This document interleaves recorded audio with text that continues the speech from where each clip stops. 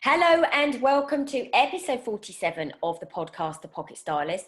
I'm Lisa Talbot, and today I'm talking about visibility. So how you can be visible in not only what you wear, but in other ways and forms. And I'm very lucky to be joined by Jenny Kovacs, who is a visibility specialist. So first of all, Jenny, hello, how are you? I am thankfully, gratefully, really well. Thank you. Good. You're more than welcome. Before we kick off, tell everybody a little bit about you, and because obviously we're going to deep dive into the whole visibility side of it. But tell everybody about who you are, what you do, and then we will crack on. Okay, so I'm a visibility specialist, which means that I specialise in helping people to raise their professional profile, whether they're an employee, whether they're an exec and wanting to get there, or whether they're a business owner. So I kind of work on both of those sides. I think the most important thing about the work that I do is, you know what, if I had to sit in a dark room for the rest of my life and just help people be visible, I'd be happy with that. So the greatest myth that people have about me is that I'm like, ta-da, all the time. And it's like, honestly, I don't do this job because of my profile. I do this job because so many of us go through a crisis of confidence that has us stuck or stopped. Could be life circumstances. It could be something that's happening at work. It could be imposter syndrome. So my job is to help you listening and watching to stand out, raise your professional profile, and have the ability, if you want, to be seen at any time, in any place and anywhere. That's it in a nutshell. And it's really interesting, isn't it? Because everything you've just mentioned is so true, because lots of us, some of us are confident enough, but some of us wave in confidence. So some people might be confident on the outside, but inside their little heart's going boom, boom, boom, boom, boom, or, the toe is tapping quite rapidly and things like that. And I think visibility is a real interesting topic, because from your point of view, it's about how people feel to get in being visible. Mm-hmm. And from my perspective, it's how you feel in the clothes that you wear when you're visible. So there's this one word that keeps coming up, which is feel. It's how do we feel, in certain ways. I think from a clothing perspective, I'm all about how what you wear makes you feel great, because that is where you get the confidence and the positive mindset. From your point of view, where does the visibility kind of start from within? Yeah, so visibility for me is an inside job, and I've been doing this for like 12 years. And when I look back, I've actually been probably helping people to stand out accidentally before that. Visibility is an inside job. And the thing that I want to say is, weirdly, some of the people that I work with are the most confident people. We all have areas where we kind of shrink. I think back to my own journey from being kind of like working within a corporate setting and teaching sales within a corporate setting, to then the day that I remember speaking to this CEO, he said to me, "Oh, what you do sounds amazing. How much do you charge?" Now, let me tell you that I went, "Yes, this is how much the investment to work with me is." And it came out like that. But actually this kind of noise came out of my throat. And I was shocked. I was like, how can I have helped people to sell stuff and then have difficulty selling myself? That was one area of a crisis of confidence, like for me. But I see it in the most confident people. I have speakers that say, I can speak to lots of people, but put a video in front of me and I can't open my mouth. So the myth that I definitely want to bust here is that just because you seek out a specialist in your clothing, in your image, or a specialist in visibility or coaching or mentoring, doesn't mean that you are not confident. We all have little areas in life where we kind of shrink and go, oh my gosh, no. Yeah, but if you think about it, right, we talk about bringing in an expert, right? So whether an expert be a personal stylist, whether an expert be a visibility coach, we bring in the expert. So I would never dream of plumbing my own bathroom. Exactly. I would never dream of wiring my own house. So I would bring in the tradesmen, the experts, don't we? The bricklayers, the plumbers, the carpenters. You know, we go to the hairdressers because they're an expert. I'm not. So actually, it's really interesting. I think from an individual's perspective, we don't find it difficult to engage professionals such as tradesmen or, you know, the hairdresser or, I don't know, and, you know, something else. You know, the teacher, we send our kids to school to learn with a teacher. You know, you look back at the pandemic, how many parents said, oh, I've just found a whole new respect for the teachers, you know, because they suddenly realized, Jesus, this is really difficult, you know? So I think it's how, you know, we have definitely the ability to go, we can engage those people, but we struggle to engage the ones actually which will help us feel better and also elevate what we do and give us more confidence, because that's so important. Yeah, it is. And you know, this is going to sound a weird thing to say, but you're right about like the plumbing and stuff like that. Some people have a high pain threshold when it comes to almost developing themselves. Often that comes from a place of them thinking they're not worth it, they're not good enough. If you think of somebody that might have a family and they say, and you probably come across this, oh, I'll just wear whatever, I just want to make sure the kids look great, and then I'll be last. And that actually comes from this whole, I don't think I'm really worthy. And that is the flip side of why people don't always put themselves forward, you know, put themselves forward for a promotion or put themselves out there. And it's interesting to me because you do get people that will sit in a cold house for a few months because, oh, well, the summer's coming and I can get someone to look at it, or I'll wait till Dave from the pub can come round and have a look. You will get people that do that. So what's weird about this is, if there are little corners of your life where you feel a bit like, you know, oh my gosh, it doesn't have to feel like you're not confident. Here's the clue, because I suspect, Lisa, that lots of people in your world are driven, highly motivated. Look at what you're tolerating. Look at what you're putting up with. That will give you the clue. From the things like, I tolerate, you know, just wearing my pajama bottoms every day when I'm on a Zoom call or something like that. Look at what you're tolerating, and that will give you clues as to where your pain points are and what you might need more help in. This is important. Yeah. Because it's really interesting, isn't it? Visibility, it comes in so many different kind of, you know, so many different scenarios, because I work with, you know, exactly like you said, you know, women predominantly, you know, in an industry such as, I don't know, the banking or the construction industry. And you know what, they want to get to that next level, but they say sometimes, I just don't feel like I'm seen. And you know what, they may be absolutely brilliant at their job, but they just need that one thing that people go, I know you're good at your job, but actually now I kind of take you even more seriously. And by that, that doesn't mean you have to do what we call, you know, in inverted commas, power dress. It's just that if you wear something that makes you feel good, whether it's a different color, or it's a style of something, you elevate your confidence. And that's the next bit of being more visible. It's not saying I'm going to wear bright red so I'm more visible, is it? You know, where you and I are talking about visibility, it's not about, you know, saying, here I am, like you did with your jazz hands earlier on. It's about going, do you know what? I'm here confidently to take that next step. You know, I think that's where it comes.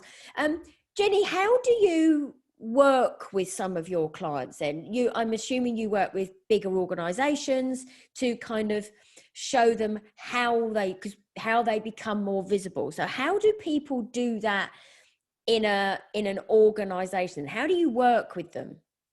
So in organizations, I do a couple of different things. Sometimes that somebody within the organization almost wants to put me in their back pocket. their secret weapon, you know. Yeah, So yeah. sometimes I'll be working with the exec within an organization. So what's weird for me, and you must get this as well, is there's a culture in the coaching and development industry of saying, hey, meet Jenny Kovacs. When she came to me, she wasn't, you know, all of this. Or Jenny's just come to me and received a 15 grand pay rise. Well, a lot of the people that I'm working with, that's not an appropriate thing to do. So sometimes I'm working with individuals within the organisation.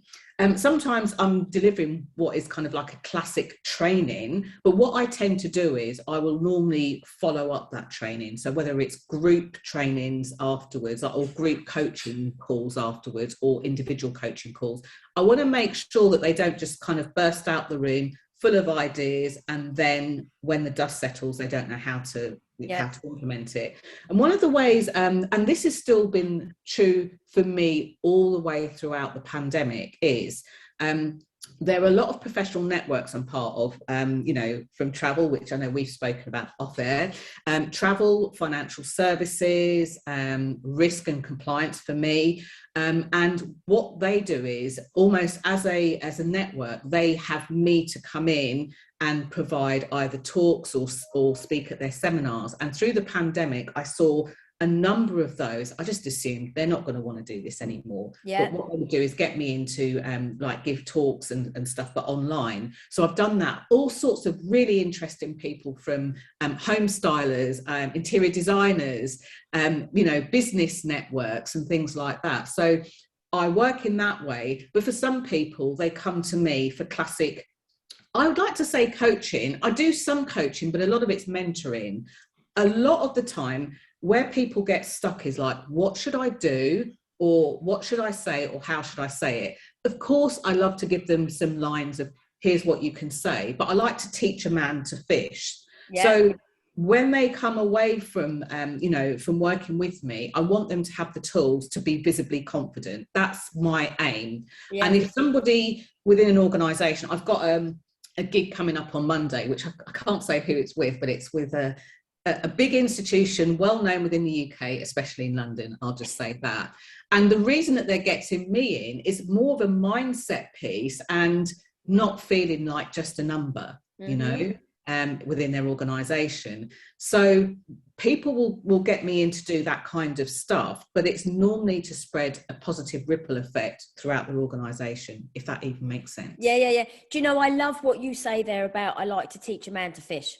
Right, because that's exactly how I work. Because yes, you know what, I can go and create a capsule wardrobe in someone's wardrobe. I can go and take someone shopping and develop a beautiful collection of outfits and clothes that work for their personality and their lifestyle and their body shape and all that type of thing. But I'm more about, let me impart my knowledge to you, because actually when I'm not with you, you'll be quite confident, and we go back to the confidence, confident to, you know, go and buy something yourself, because you will have learnt the knowledge. And that doesn't mean that they're never going to come to me again and personal shop. It just means that when they come then every season to shop, that's fine. But in between, they're able to make correct decisions based on the knowledge that I've given them. And I think that's even more important than just saying, right, this is what I've created for you, there you go. Because they'll still be left thinking, that's great, but I've not got a clue why I've done it. So if you can give people the tools, whether it's an individual in my case, or from a corporation like you and I both do with presentations, it then enables people to feel more empowered to go and do it themselves, don't they? It's interesting because a lot of people balk at like words like empowered or authentic, but they are important. I used to joke that I'm not like a crack dealer type trainer. You know, sometimes you get people that they like, I'll give you a bit of this, I'll give you a bit of what you need, but if you need anything more, you're going to have to come back. Yeah. You and I want people to be empowered, and we want them to do it authentically. And if that word makes you scream or balk, don't. We need you to do it as you. Like everyone else is taken. Everyone else is taken. So when you rock up to work and you think you're power dressing, and you think you're power dressing because you've seen or heard Lisa on Clubhouse, for example, or listened to the podcast, and you think you're doing it as Lisa, then you're not doing it as you. Yeah, absolutely. Yeah. Oh, that's so true.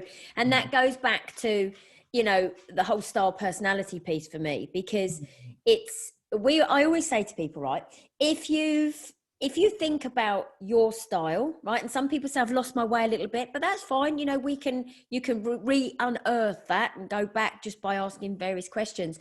But if you think about a present you might have received, right, at Christmas, from a piece of clothing point of view or an accessory, if sometimes you get it and you go, oh yeah, that's nice, but inside you're thinking, that's so not me, because actually what happens is the person that buys the gift for you is buying it based on the fact that they like it, because we all do it. Listen, I do it with my daughter, you know, and I say to her, oh, look at this is lovely, and she goes, no, that's you, not me. And then, you know, yes, we've got some likenesses that we like, certain styles and things like that, but sometimes she'll say, no mum, that's you, that's not me, this is me. And I'm like, oh no.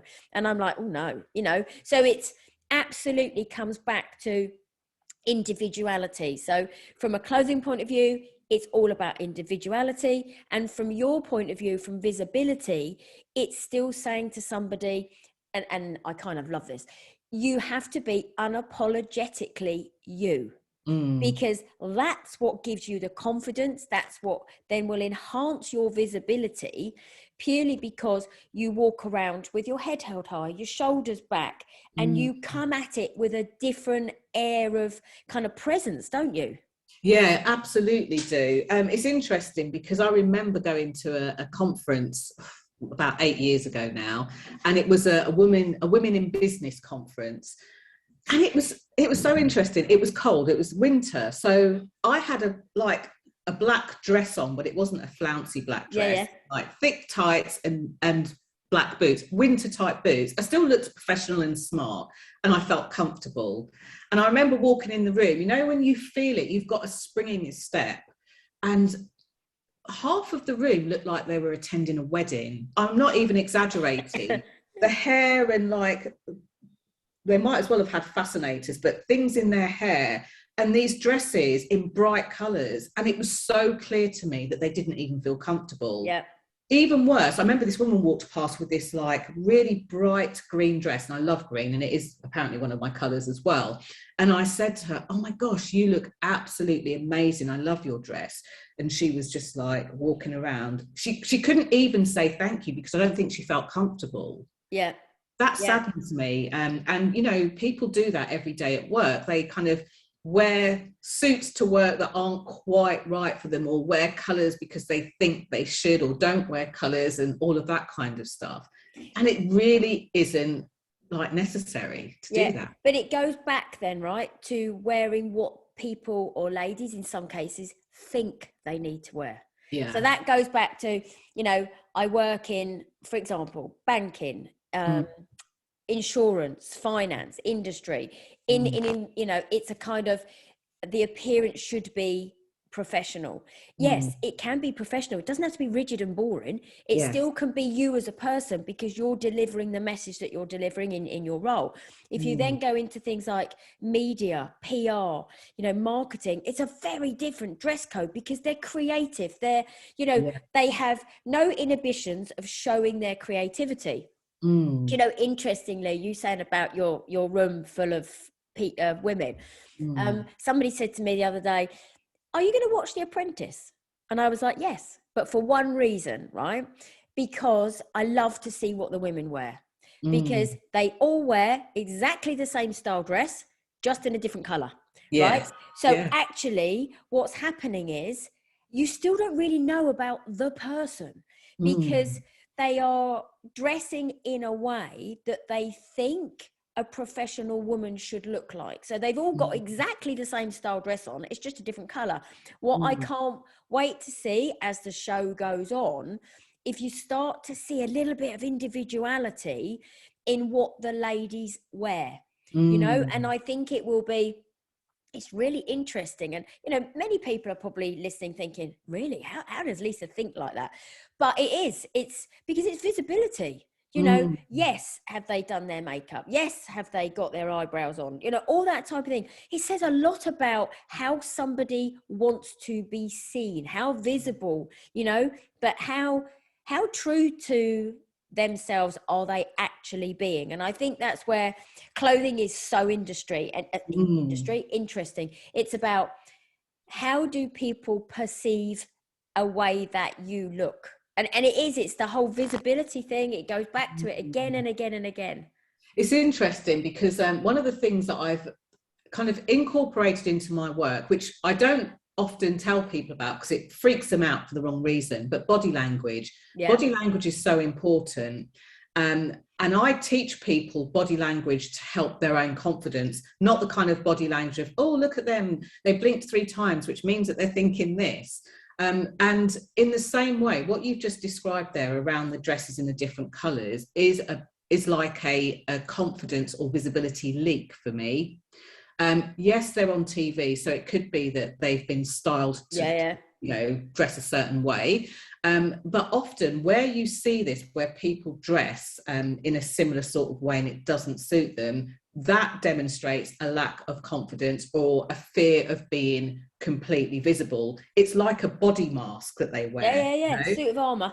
Yeah, and my suit of armour used to be pinstripe suits. I literally would wear pinstripe suits. But where my crisis of confidence came in terms of image, was I could go out on a weekend and go out shopping.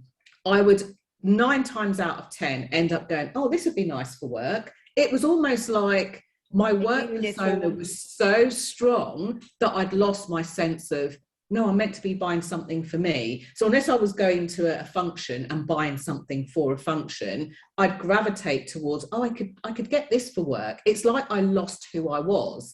And if anyone is listening to this and recognises that in themselves, in what they're wearing, that's the time to reach out to somebody like Lisa so that you can start to reclaim your identity of who you are. Because as she says, it's not just about what you're wearing, it's about the feel of it. It's about who you are, who you want to be, who you're becoming sometimes as well. Yeah. I'm intrigued about the body language thing, right? So it's really interesting, isn't it? Because we all do. We kind of, there are certain ways we fold our arms. I'm just sitting, when you said body language, I'm sitting there thinking, oh my word, I always sit in a certain way. Right, well, I'm comfortable, and you're leaning forwards and things like that. So have you got like a couple of, I'd love to be able to give the listeners a couple of tips on how to be confident in their body language. Are there like a couple of, I don't know, like poses, or how people sit, or, you know, how people stand, or is there anything like that we can share for the listeners? Yes, I'll give you 2 tips that spring to mind when you ask that question. So the first one is, and this really speaks more to women in business, or anyone that identifies as a woman in business. Yep. From my many years of sitting in boardrooms and sitting with exec teams, one of the things you notice about women is they do the opposite of men. They take up a really small space. They'll sit obviously with their legs crossed a lot of the time, but they'll sit with their legs crossed. When you look at them around a boardroom, they'll have their papers stacked really neatly, as opposed to a guy who will have spreads out. Think of like the classic, what's the pose they used to call it on the tube, where man spread, you know, where the man sat there. You know, I've been sat next to somebody on a tube where their legs were so wide apart it kind of went into my bit of the seat, you know. So the reasoning for that, or the underlying body language reason for that, is when, as a woman, if you're at work and you're wanting to be taken seriously, if you're in a meeting, a coffee shop, and want to be taken seriously, and this is where body language needs to be used wisely, and you need to demonstrate high gravitas, high influence, high impact, create more space. Rather than having your notebook in just one place, have something else beside it. Open up your notebook, create more space. You know, widen your hands apart a little bit more. Not kind of, you're not going to sit, but widen it a bit more. Take up more space. That non-verbally will have people listen to you and take you more seriously.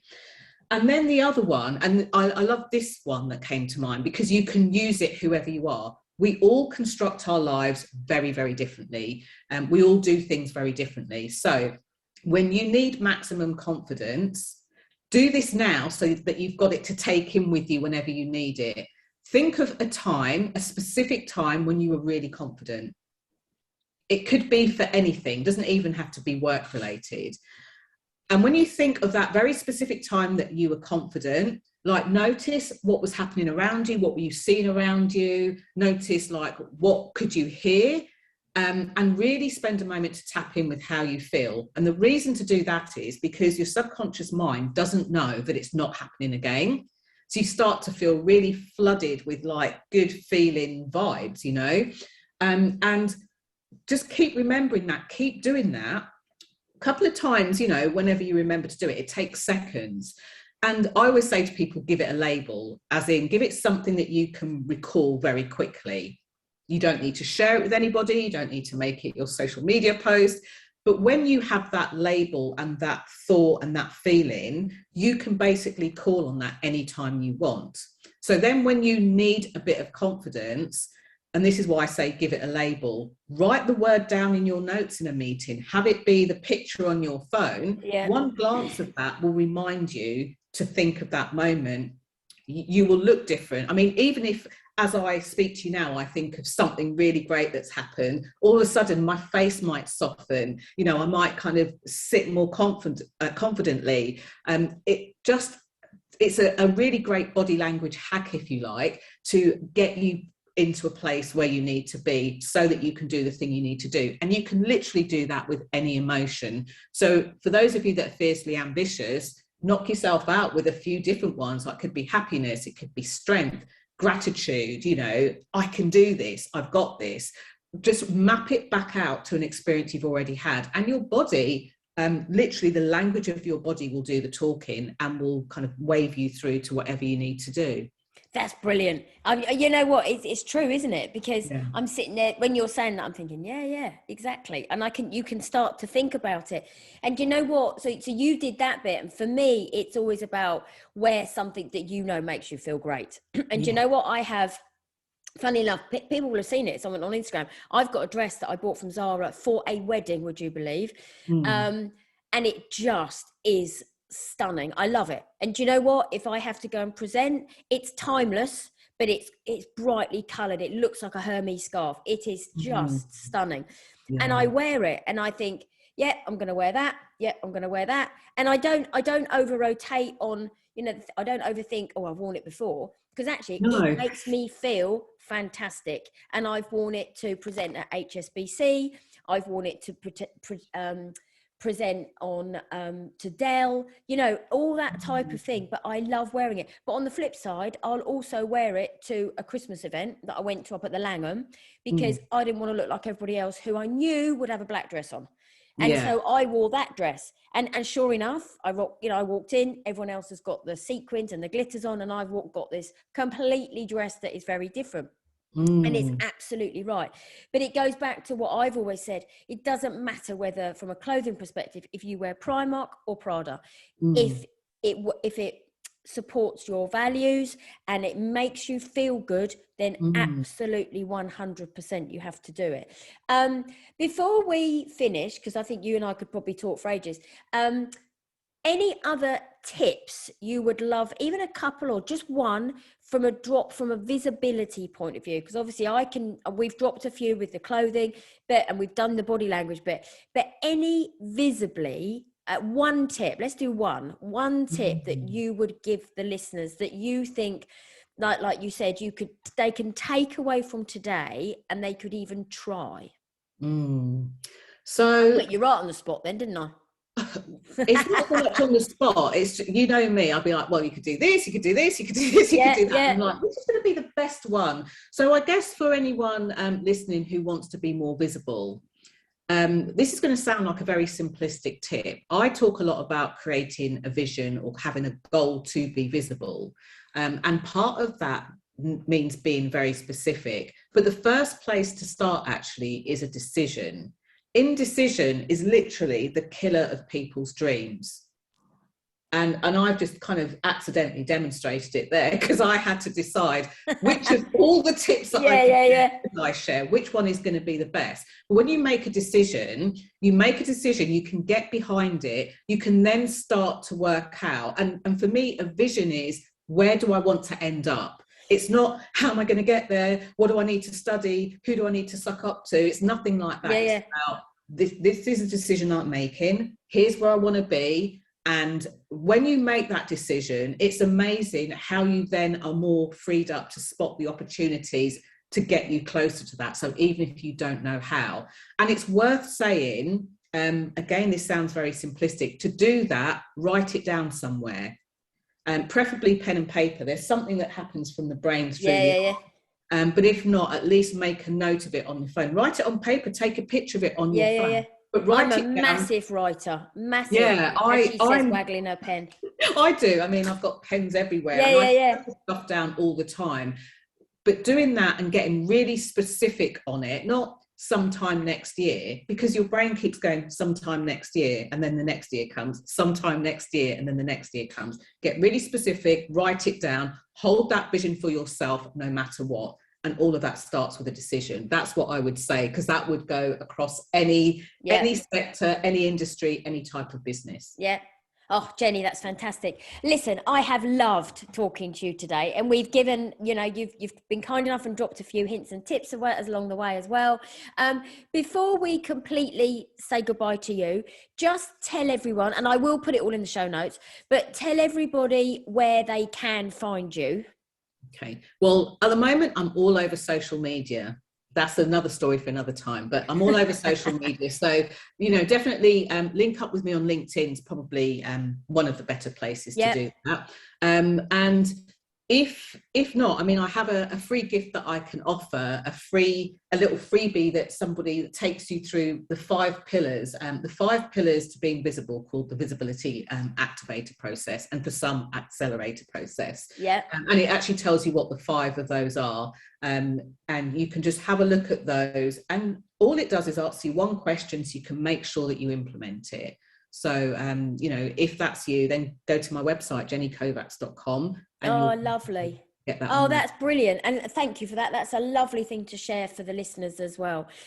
Jenny, I've loved chatting to you. I hope you have enjoyed this week's podcast where we talked about visibility, because we covered quite a lot. We talked about clothing. We talked about being present with body language and things like that. So Jenny, thank you so much. I hope everybody has enjoyed this week's podcast, and we will see you all again soon. Thanks everybody. And thank you, Jenny. Bye-bye. Thanks for having me. Bye. Bye.